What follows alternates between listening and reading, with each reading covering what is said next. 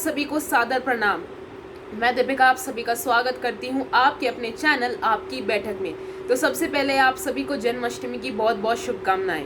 और आज थोड़ी मेरी तबीयत खराब होने के कारण हम दोनों वीडियोस यानी कि राउंड अप और शेड्यूल की वीडियोस एक ही वीडियो में कंबाइन करने वाले हैं।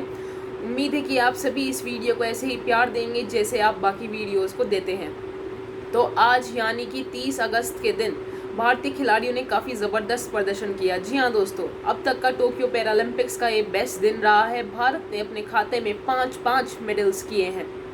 मेरे ख्याल से what a day for Indian athletes and Indian players as well as for India. तो सबसे पहले बात करते हैं शूटिंग की।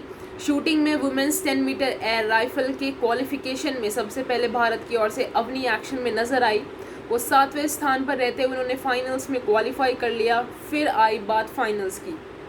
फाइनल्स में अवनी ने गोल्ड मेडल अपने नाम कर लिया। जी हाँ दोस्तों, महज 19 साल की उम्र में उन्होंने इतनी बड़ी उपलब्धि अपने नाम की है और उन्होंने ये गोल्ड भी काफ़ी स्टाइल में अपने नाम किया है, क्योंकि उन्होंने वर्ल्ड रिकॉर्ड के साथ अपने स्कोर की बराबरी की और इसके अलावा उन्होंने पैरालंपिक रिकॉर्ड भी तोड़ दिया है और नया पैरालंपिक रिकॉर्ड सेट कर दिया है। उनके अगर टोटल पॉइंट्स की बात करते हैं तो वो 249.6 पॉइंट्स के साथ वो पहले स्थान पर रही।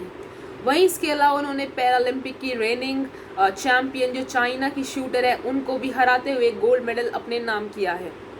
अगर इसके अलावा सिल्वर और ब्रॉन्ज मेडलिस्ट की बात करते हैं तो सिल्वर मेडल चाइना की शूटर के पास गया है, उन्होंने 248.9 पॉइंट्स बनाए। वहीं ब्रॉन्ज मेडल यूक्रेन की शूटर के पास 227.5 पॉइंट्स के साथ गया है।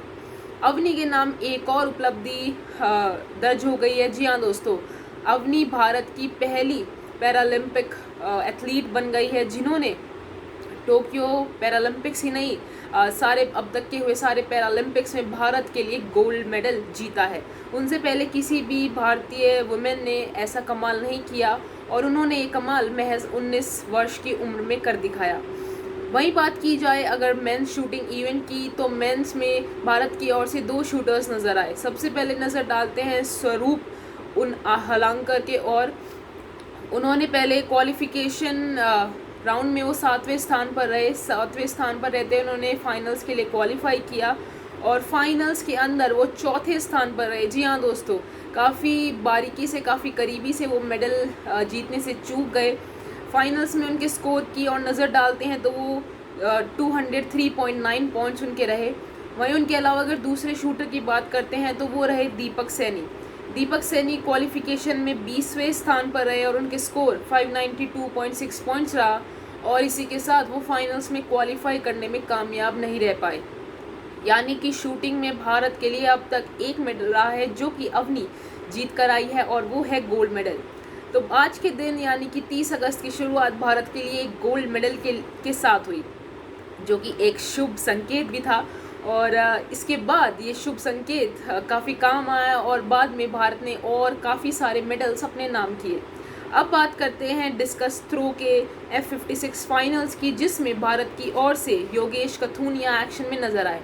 योगेश ने इस फाइनल्स में सिल्वर मेडल अपने नाम कर लिया। जी हाँ दोस्तों, दूसरे स्थान पर रहते हुए सिल्वर मेडल उन्होंने अपने नाम किया और भारत की मेडल टैली में एक और मेडल जोड़ दिया। वहीं अगर उनके बेस्ट थ्रो की बात करते हैं तो वो 44.38 मीटर्स रही। वहीं अब डिस्कस थ्रो के फाइनल्स से हटकर अब हम नज़र डालते हैं जैवलिन थ्रो के F46 फाइनल्स की ओर, जिसमें भारत की ओर से 2 मेडल्स निकल कर आए। जी हाँ दोस्तों, सबसे पहले बात करते हैं द लेजेंड देवेंद्र झझारिया की, जिन्होंने पहले ही अपने नाम 2 गोल्ड मेडल्स किए हुए हैं। आज के इस फाइनल्स में वो भले ही ये बात रही कि गोल्ड मेडल वो नहीं जीत पाए, तीसरा गोल्ड मेडल वो अपने लिस्ट में शुमार नहीं कर पाए, लेकिन उन्होंने काफ़ी ज़बरदस्त परफॉर्म करते हुए सिल्वर मेडल अपने नाम किया है और सबसे सक्सेसफुल भारतीय पैरालंपिक एथलीट वो बन गए हैं। उनकी अगर बेस्ट अटेम्प्ट की बात की जाए तो वो 64.35 मीटर्स रहा। इसके बाद इसी इवेंट में भारत को एक और मेडल मिला जो कि रहा ब्रॉन्ज। सुंदर सिंह गुर्जर ने तीसरे स्थान पर रहते हुए जावलिन थ्रो फाइनल्स में ब्रॉन्ज मेडल जीता और उनके अगर बेस्ट थ्रो की बात करते हैं तो वो 64.01 मीटर्स रहा। इस फाइनल्स में पहला स्थान श्रीलंका के जैवलिन थ्रोअर के पास रहा और वो गोल्ड मेडल जीते। इसी के साथ भारत के खाते में 4 मेडल्स हो गए थे। अब बारी आई आज के दिन के आखिरी इवेंट की, जो कि रहा जावलिन थ्रो F64 के फाइनल्स। तो F64 फाइनल्स में भी भारत की ओर से 2 एथलीट्स नजर आए। एक तरफ थे सुमित अंतिल, दूसरी तरफ थे संदीप चौधरी। सुमित अंतिल ने कमाल कर दिया। जी हाँ दोस्तों, उन्होंने भारत के खाते में एक और गोल्ड मेडल शुमार कर दिया। उनके अगर बेस्ट अटेम्प्ट की बात करते हैं तो वो 68.55 मीटर्स रहा, जिसके साथ न केवल उन्होंने अपने नाम गोल्ड मेडल किया, इसके अलावा उन्होंने एक नया वर्ल्ड रिकॉर्ड भी सेट कर दिया है। उन्होंने अपने पहले दूसरे अटेम्प्ट्स में वर्ल्ड रिकॉर्ड बनाए, फिर उन्हीं को तोड़े और आखिर में उनके फाइनल अटेम्प्ट्स की बात करते हैं तो 5th अटेम्प्ट में उन्होंने 68.55 मीटर का थ्रो फेंक कर एक काफ़ी वर्ल्ड रिकॉर्ड सेट किया और अपने नाम एक स्टाइल में आप बोल सकते हैं, एक स्वैग में बोल सकते हैं, गोल्ड मेडल अपने नाम किया। वहीं अगर नज़र डालते हैं संदीप चौधरी की परफॉर्मेंस की ओर, तो संदीप चौधरी चौथे स्थान पर रहे और वो भारत के खाते में ब्रॉन्ज मेडल डालने से चूक गए। जी हाँ दोस्तों, सुमित अंतिल के गोल्ड मेडल के साथ भारत को 5 मेडल्स आज के दिन मिल गए हैं, जिसके साथ भारत की मेडल टैली में टोटल 7 मेडल्स हो जाते हैं। 7 मेडल्स इसलिए वैसे तो होने 8 चाहिए थे, लेकिन कल डिस्कस थ्रो फाइनल्स में विनोद कुमार, जिससे कि तीसरे स्थान पर रहे थे, लेकिन उसकी रीअसेसमेंट में आज ये सामने आया है कि विनोद कुमार ब्रॉन्ज मेडल नहीं जीत पाए। वो उनको इनएलिजिबल डिक्लेयर किया गया है क्लासिफिकेशन रीअसेसमेंट में, जिसके कारण भारत की मेडल टैली में अब तक 7 मेडल्स हो चुके हैं। तो आज का दिन याद रखिएगा आप, 30 अगस्त का दिन भारत के लिए सबसे अच्छा और अब तक का बेस्ट दिन रहा है। उम्मीद करते हैं कि आने वाले दिन और भी बेहतर और भी अच्छे साबित हो और भारत के लिए सबसे सक्सेसफुल पैरालंपिक साबित हो। तो चलिए, ये था आज यानी कि 30 अगस्त का पूरा राउंड अप आप सभी के लिए। मुझे उम्मीद है कि आप सभी ने ये सारे मुकाबले इंजॉय ज़रूर किए होंगे। अब बात करते हैं 31 अगस्त के शेड्यूल की।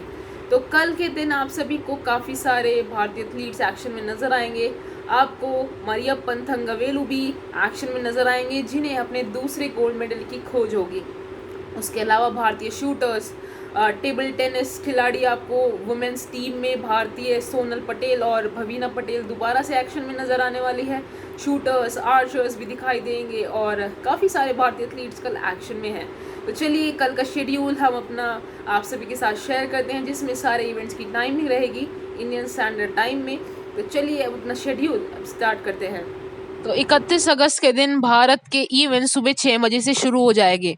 सुबह 6 बजे शूटिंग के women's 10 metre air pistol SH1 की क्वालिफिकेशन राउंड होंगे, जिसमें आप सभी को भारत की ओर से रुबीना नजर आने वाली है।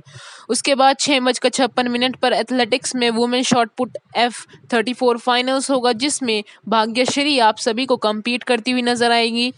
वहीं अगर बात करते हैं 7:08 की, तो एथलेटिक्स में वुमेन्स के 100 मीटर्स होंगे। उसकी हीट्स खेली जानी है, जिसमें आप सभी को सिमरन शर्मा नजर आने वाली है। वहीं अगर आर्चरी की बात की जाए तो सुबह 7:12 से आर्चरी के मेंस इंडिविजुअल कंपाउंड ओपन के 1/8 एलिमिनेशन राउंड शुरू हो जाएंगे, जिसमें राकेश कुमार आप सभी को अपनी गजब की तीरंदाजी दिखाते हुए नजर आएंगे।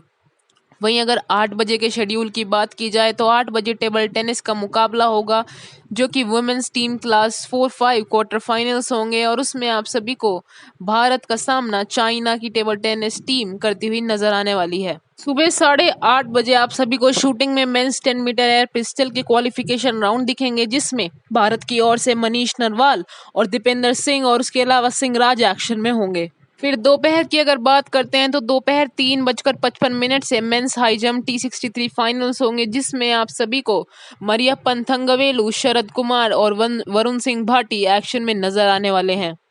तो ये थी हमारी आज की वीडियो आप सभी के लिए। उम्मीद है कि ये वीडियो आप सभी के लिए यूज़फुल रही होगी, साथ ही आपको काफ़ी अच्छी लगी होगी। तो चलिए फिर आप सभी से एक बार फिर से माफ़ी, आज थोड़ी तबीयत ख़राब होने के कारण मेरी वॉल्यूम भी थोड़ी लो है, लेकिन आप सभी हमारे चैनल को ऐसे ही सपोर्ट करते रहिए। फिर जल्दी मुलाकात होगी एक और नई वीडियो के साथ। तब तक के लिए आप सब जुड़े रहिए आपके अपने चैनल आपकी बैठक के साथ। So thank you everyone.